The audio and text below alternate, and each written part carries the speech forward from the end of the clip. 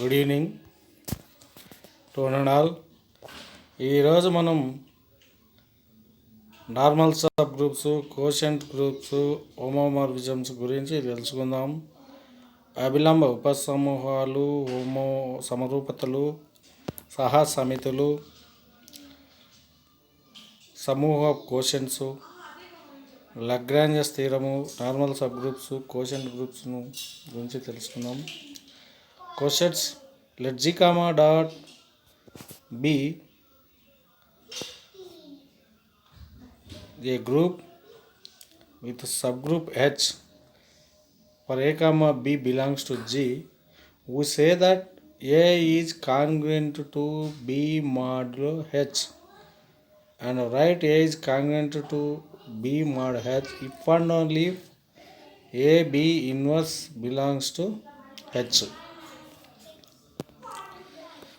G అనేది ఒక dot దృశ్య ఒక సమూహము, హెచ్ అనేది దీని యొక్క ఉపసమూహము, ఏ కామా బి అనేది జీలోని మూలకాలు అయితే a congruent to b mod H అయినప్పుడు ఆవశ్యక పర్యాప్త నియమము a b inverse belongs to H. The relation a is congruent to b mod H is an equivalence relation on G.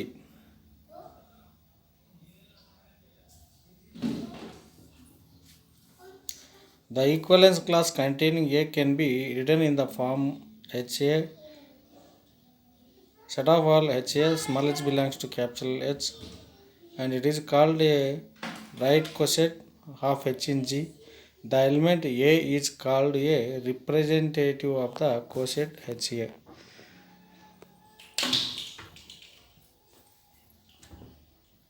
A is congruent to B is mod H is an equivalence relation. A relation is said to be equivalence relation if it satisfies symmetric, transitive,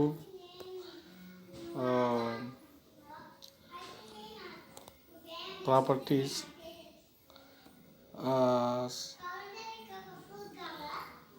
equivalence relation కావాలంటే అది సౌష్ఠవం కావాలి, పరావర్తనము మరియు ట్రాన్స్లేటివ్ relation, ఈ మూడు relations satisfy చేస్తుంది equivalence relation అంటారు. ఇక్కడ left కోషెట్స్ of హెచ్ఇంజి, right cosets of హెచ్ఇంజి, ఎడమ సహసమితి, కుడి సహసమితి అని సహసమితులు రెండు ఉంటాయి. ఏ అనేది కుడి సైడ్ ఉంటే దాన్ని హెచ్లో జీలో హెచ్ యొక్క కుడి సహసమితి అంటారు.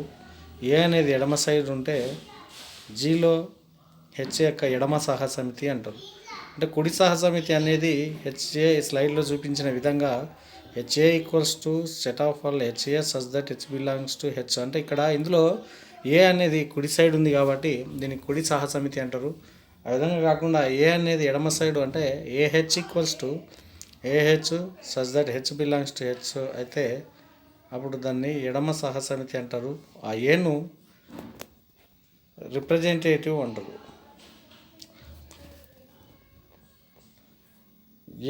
ఎస్3లో ఏ3 ఉపసమూహం యొక్క కుడి సహసమితులను కనుక్కోండి. Solution A3 equals to 1, 1, 2, 3, 1, 3, 2. This is a subgroup. Take any element not in the subgroup, say 1, 2. Then another coset is A3 1, 2 equals to 1, 2, 1, 2, 3, 1, 2, 1, 3, 2, 1, 2. Since the right cosets form a partition of S3 and the two cosets above contain all the elements of S3, follows that these are only two cosets. In fact, A3 equals to A3 of 1, 2, 3, A3 1, 3, 2 and A3 1, 2, A3 1, 3 equals to A3 2, 3. Find the right cosets of H equals to set of E comma g power 4 comma g power 8 in C12 equals to e g comma g comma g square g power 11. H itself is one coset, another is hg equals to g power 5 g power 9. These two cosets have not exhausted all the elements of C12. So pick an element, say g square, which is not in HR hg. A third coset hg square equals to g square g power 6 g power 10 and fourth is like that. All the cosets. The Lagrange's theorem, as the example above suggests, every coset contains the same number of elements. We use this result to prove the famous theorem, Joseph-Lagrange's theorem. There is a bijection between any two right cosets of H in G. Gలోని H యొక్క రెండు కుడి సహసమితుల మధ్యన దిగున సంబంధం కలిగి ఉంటుంది అని చూపాలి. హెచ్ఏబి right question HA అనేది జీలో హెచ్ యొక్క కుడి సహసమితి అని తీసుకుంటే హెచ్ఏకు మరియు హెచ్కు రెండింటి మధ్యన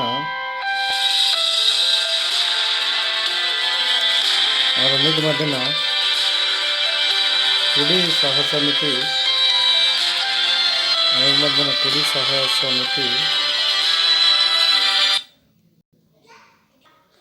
రెండింటి మధ్యన హెచ్ఏకు హెచ్కు మధ్యన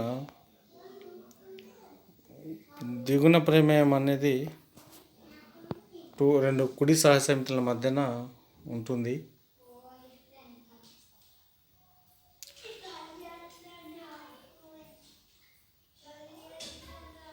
సై అనే ప్రమేయము హెచ్ నుండి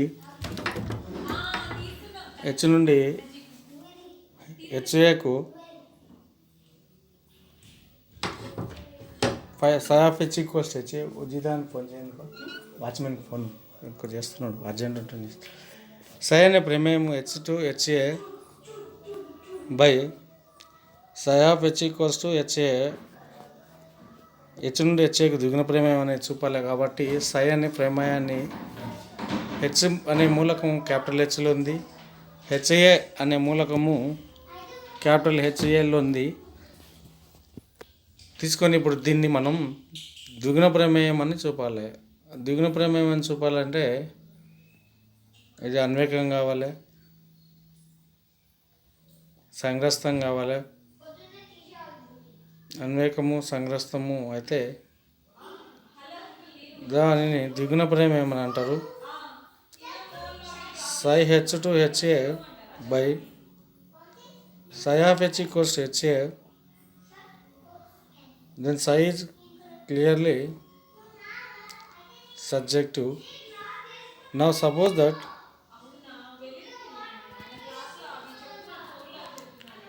psi of H1 equals to psi of H2, so that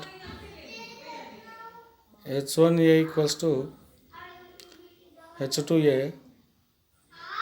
వర్షం పడింది అడుగు. వర్షం వాళ్ళ ఇంటికాడ వాళ్ళ మనవాడు వెంటకలు తీస్తారంట, పోయి నైట్కి వస్తారా? వాన పడ్డది అడుగు. H1A equals to H2A. Multiplying each side by A inverse on the right, we obtain H1A equals to H1A A inverse equals to H2A A inverse. We know that A inverse is equals to E, then H1 into E equals to H2 into E. E అనేది జీలోని తత్సమ మూలకం కాబట్టి H1 equals to H2. Hence psi is a bijection. అంటే ఇక్కడ చూడండి, మనం ఏదైనా ఒక ప్రమేయాన్ని తీసుకున్నప్పుడు F of A equals to F of B అయితే ఏ ఈక్వల్స్ టు బి అయిందంటే అప్పుడు ఈ ఎఫ్ అనేది విభిన్న మూలకాలకు విభిన్న ప్రతిబింబాలు ఉంటుంది కాబట్టి అప్పుడు దాన్ని అన్వేక ప్రమేయము అవుతుందని చెప్తాం. వెల్ డిఫైన్డ్ అని చూపాలంటే f of A equals to b అయితే f of A equals to b కావాలి. అదే అన్వయికం కావాలంటే దాని యొక్క విపర్యము అంటే f of A equals to F of b అయినప్పుడు ఏ ఈక్వల్స్ టు బి అయితే దాన్ని అన్వయికం అంటారు. ఇంకా psi of H equals to H a కాబట్టి హెచ్ఏ అనేది హెచ్ఏలో క్యాపిటల్ హెచ్ఏలో ఉంటుంది కాబట్టి అది ఆన్ టూ కూడా అయింది. 1 అయింది, ఆన్ టూ అయింది కాబట్టి సై అనేది ఇప్పుడు ద్విగుణ ప్రమేయం అవుతుంది. లాగ్రాంజ్ సిద్ధాంతము, if G is a finite group and H is a subgroup of G, then order of H divides order of G. Lagrange సిద్ధాంతం ఒక స్టేట్మెంట్ ఏం చెప్తుందంటే హెచ్ అనేది జీ యొక్క ఉపసమూహం అయినప్పుడు హెచ్ యొక్క తరగతి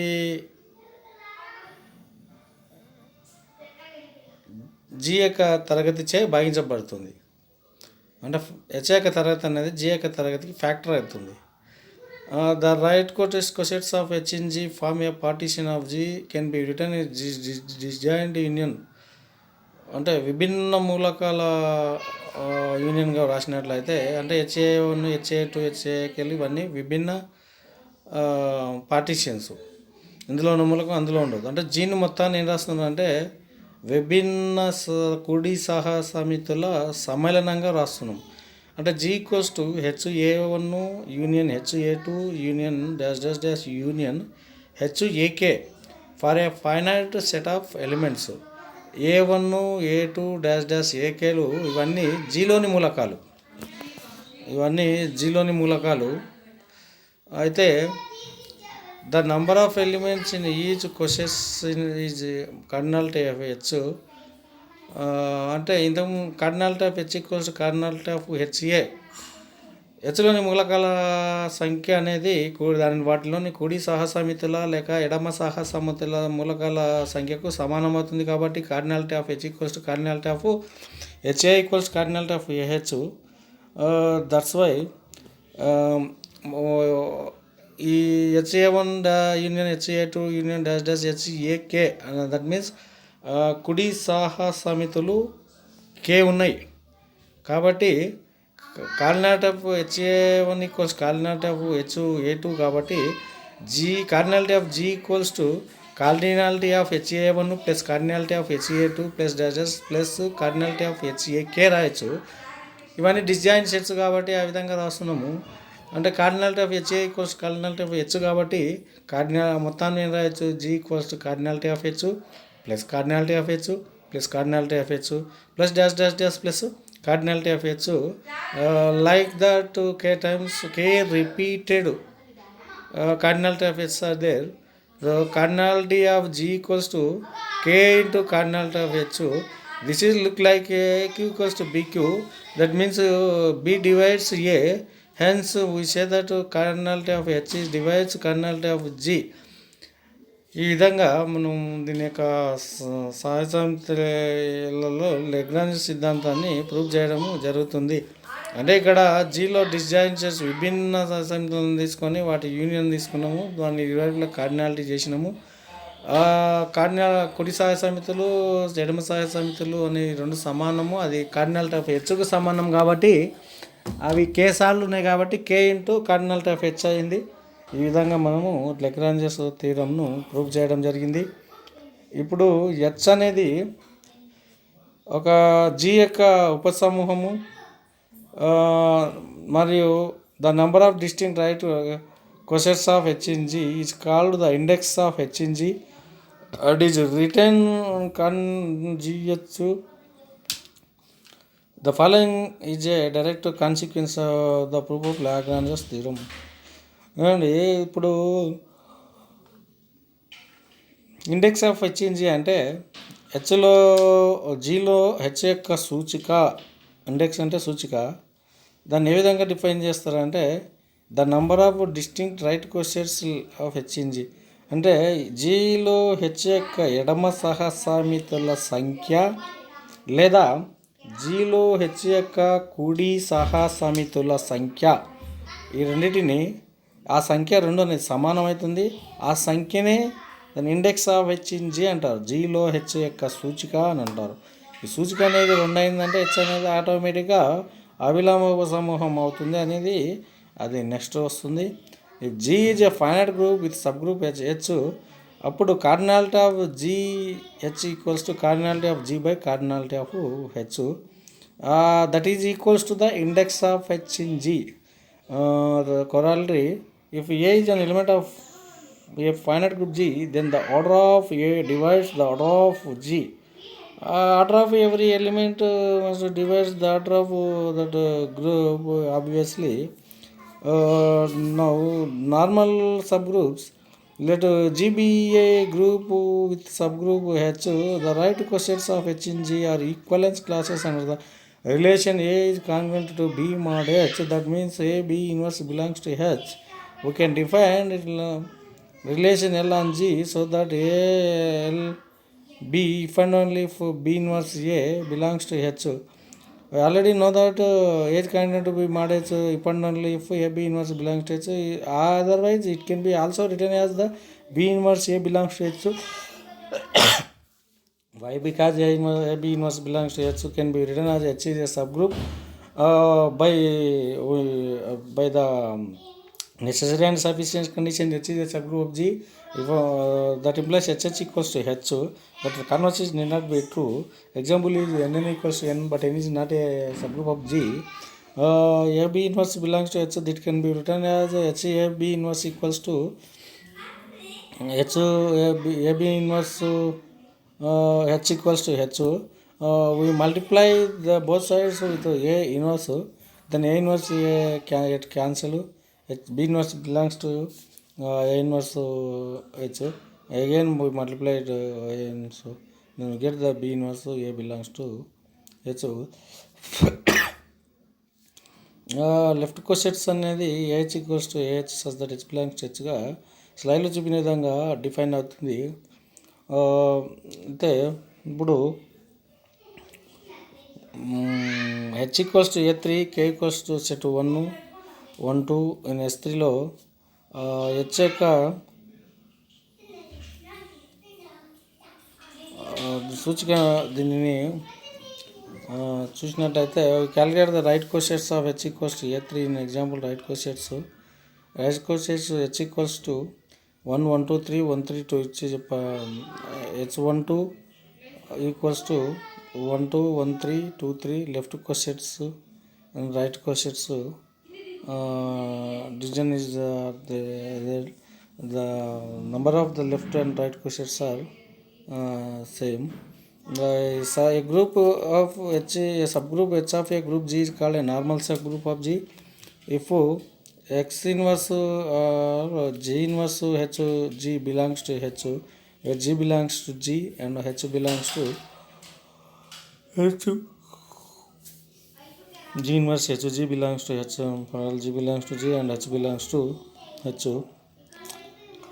H G equals to G H for all G belongs to G if and only if H is a normal subgroup of G. H is a normal subgroup of G.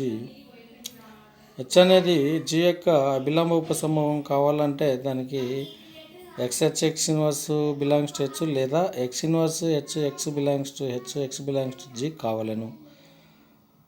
HX equals to x H అయితే ఆవశ్యక పర్యాప్త నియమము H అనేది G యొక్క అభిలంబ ఉపసమూహం అవుతుంది. అయితే ఇప్పుడు మన X R G any element in G capital G. అయితే ఇప్పుడు దీనికి ప్రూవ్ చేయాలంటే ఇప్పుడు హెచ్ఎక్స్ ఈక్వల్స్ టు ఎక్స్హెచ్ అనేది తీసుకొని మనం ఏం చెప్పాలి, హెచ్ అనేది జి యొక్క అభిలంబ సమూహం అని చూపాలి. నెక్స్ట్ విపర్యంగా హెచ్ అనేది జి యొక్క అభిలంబ సమూహం అయితే హెచ్జి ఈక్వల్స్ టు జిహెచ్ అనేది చూపాలి. మొదట మనం ఏం చేస్తున్నాం అంటే హెచ్జి ఈక్వల్స్ టు జిహెచ్ అనేది తీసుకుంటున్నాం. ఇప్పుడు నా to show that H is normal subgroup of G అని చూపాలి.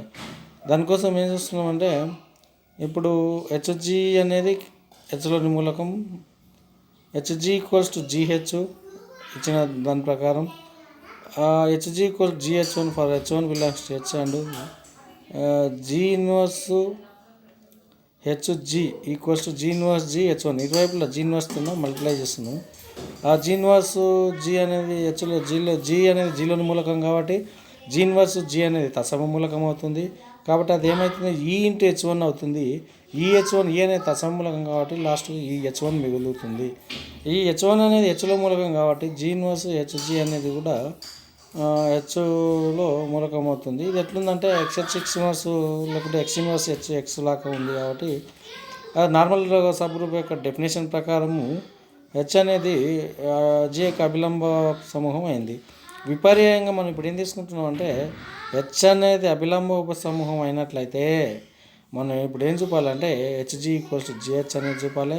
H అనేది అభిలంబ ఉపసమూహం అయినట్లయితే HG అనేది belongs to HG and G inverse HG equals to H1. దాన్ని తీసుకుంటే ఇరువైపులా జీతో మల్టిప్లై చేస్తే G ఇన్వర్స్ క్యాన్సిల్ అయితే HG ఈక్వల్స్ టు GH1 అయింది. అంటే HG is content in GH. ఇదే విధంగా మనం ఏం చూపాలంటే GH కూడా HGలో ఉంటుందని చూపుతాం. రెండింటిని బట్టి HG ఈక్వల్స్ టు GH అవుతుంది. అంటే మనం H అనేది Gలో అభిలంబ సమూహం తీసుకున్నప్పుడు GH ఈక్వల్స్ టు HG అని చెప్పినాం. GH ఈక్వల్స్ టు HG తీసుకొని H అనేది అభిలంబ ఉపసమూహం అని చూపినాం. అంటే మనకు H అనేది అభిలంబ ఉపసమూహం Gలో కావాలంటే ఆవశ్యక పర్యాప్త నియమం ఏంటంటే HG ఈక్వల్స్ టు GH కావాలను. ఈ ఆవశ్యక పర్యాప్త నియమాలను చూపాలంటే ఏ ఇంకా if and only if B అంటే A implies B and B implies A. ఆ రెండు దిమ్కాని శంకము. ఆ రెండు అంటే ఇంప్లైజ్ బై ఇంప్లైజ్ రెండిట్లో ప్రూవ్ చేస్తే ఇదైనప్పుడు అది అవుతుంది, అదైనప్పుడు ఇది అవుతుంది. కొన్ని సిద్ధాంతాలకు ఇదైనప్పుడు అది కావచ్చు, అది అయినప్పుడు ఇది కాకపోవచ్చు. అప్పుడు అంటే కన్వర్స్ అనేది విపర్యం అనేది నిజం కాదని చెప్పి కౌంటర్ ఎగ్జాంపుల్స్ అనేవి ఇవ్వడం జరుగుతుంటుంది. N is a normal subgroup of a group G. The left cossets of N in G are the same as the right cossets of N in G. So there will be no ambiguity in just talking about the cossets of N in G. ఎడమ సహసమితుల సంఖ్య కుడి సహసమితుల సంఖ్య అనేది ఎప్పుడు సమానంగా ఉంటుంది. If N is a normal subgroup of G, dot, the set of cossets G by N equals to Ng such that G belongs to G forms a group G by N, dot, where the operation is defined by Ng1 dot Ng2 equals to N of G1 dot N of G1 G2. This group is called the quotient group or factor group of G by N.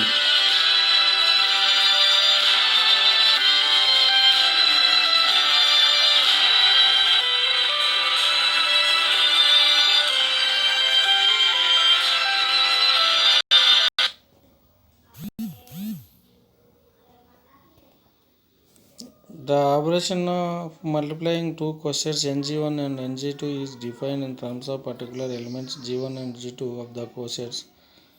For this operation to make sense, we have to verify that if we choose different elements H1 and H2 in the same quotients, the product quotient H1 is the same in G1 G2.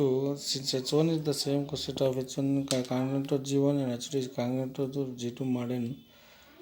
H congruent to B HG equals to GH. Similarly, NH1 H2 equals to NG1 G2. We multiply on both sides with the G1 inverse and G2 inverse. Finally, on simplification, we will get G1 into G1 inverse belongs to capital N. అంటే this is look like a G inverse belongs to H. That means H is a normal subgroup. In similar fashion, we get NH1 H2 equals to NG1 G2 అంటే HG equals to GH. H is a normal subgroup by previous theorem.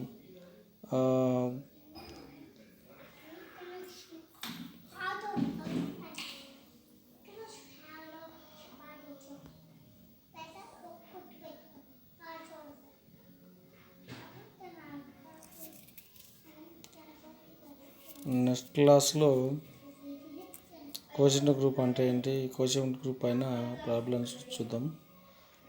ఇది upload కావడానికి బాగా time తీసుకుంటుంది కాబట్టి videos 25 మినిట్స్కే 2 GB 2 days పడుతుంది కాబట్టి ఇంతకు close చేసేద్దాం.